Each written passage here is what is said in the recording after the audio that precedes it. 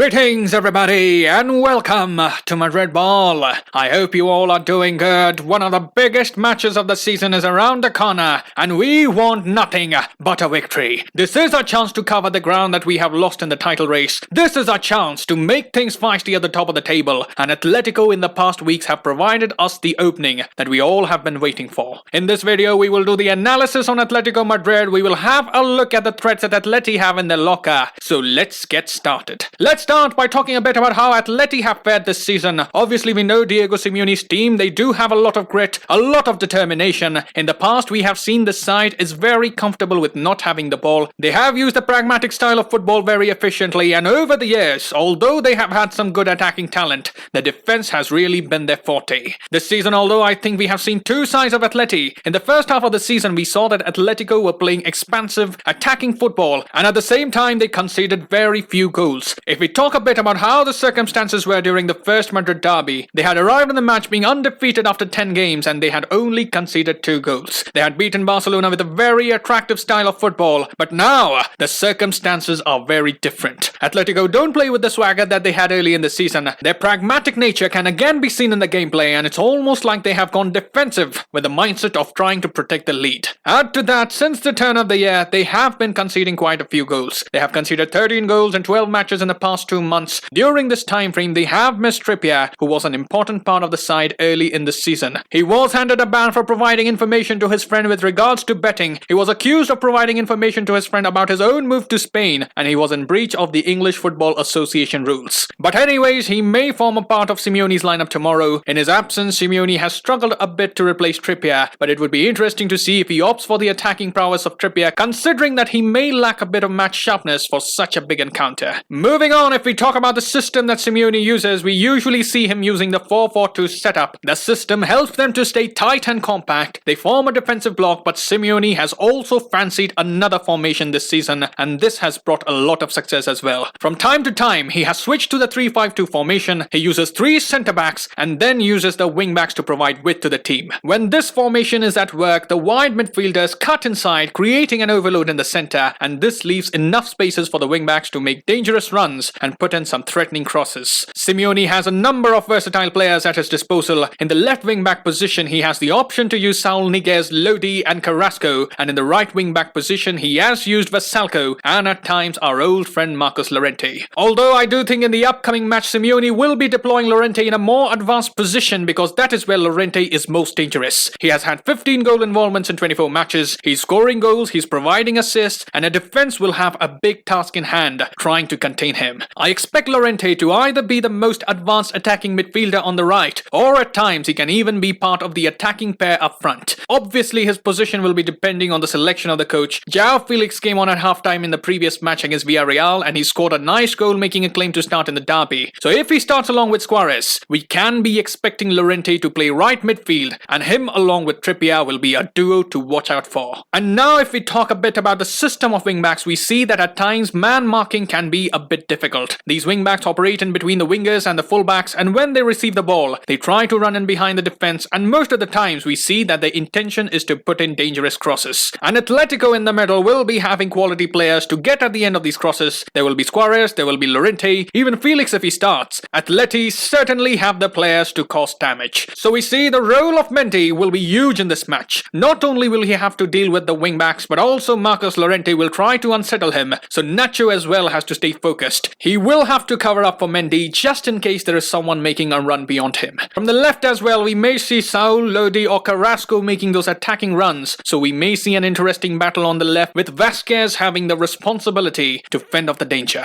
The good news for Real Madrid is that Real Madrid have emerged victorious in the big matches whenever they have come across a system where wingbacks have been deployed. You talk about the match against Inter, we were able to contain the 3-5-2 system very easily. In fact, against Inter, away from home, we had one of the best performances this season, so hopefully the same trend continues. And now if we talk about the prominent threat in attack of Atletico, we know there is Luis Suarez. He has been the top scorer of Atletico this season, but he's not coming into the derby in top form. He hasn't scored a single goal in the past 5 matches, and if you look at the playing style of Suarez, certainly the pace is no longer there, but he still has the ability to take good positions in attack, and he still has his lethal touch. Over the past few seasons, we have seen a gradual decline in his ability to stay involved throughout the 90 minutes. There are even matches where he stays completely invisible, but he gets one chance or half a chance and he gives his team the advantage. We have to avoid providing him any space or time in the center. He's a hustler, and if needed, he is not shy of using the dark arts. But hopefully we will make him look like an ordinary player, just like we did in the previous Madrid derby. We must avoid conceding the first goal because we know Simeone will not hesitate to use the low block. He will get 5 at the back. We can even expect him to deputize 6 in the back line, as we saw in the game against Chelsea. They will defend with all their might because they know a good result here will significantly hurt Real Madrid. Even in the previous match that Atletico had against Villarreal, they scored 2 goals, but they didn't really care much about the possession. They ended the game with 36% of the possession, so we can see they will not hesitate to play dirty, they will not hesitate to park the bus. Thus, we must avoid any lapses. We are heading towards the most important part of the season, and we are also in a much better position now than we were in the previous week. Our young guns have returned, and with the way they have performed in the previous match, they will be coming in with a lot of confidence. I will be talking more about Real Madrid tomorrow in the match preview, but for now we know there is a lot riding on this match. A win here will mean that we will be just 2 points off the top. A draw here would give leverage to Barcelona, but I think even the Barcelona fans will be backing the white cap in this match. We have the same amount of points, and Barcelona would be hoping that we dispatch Atletico and make the title race even more interesting.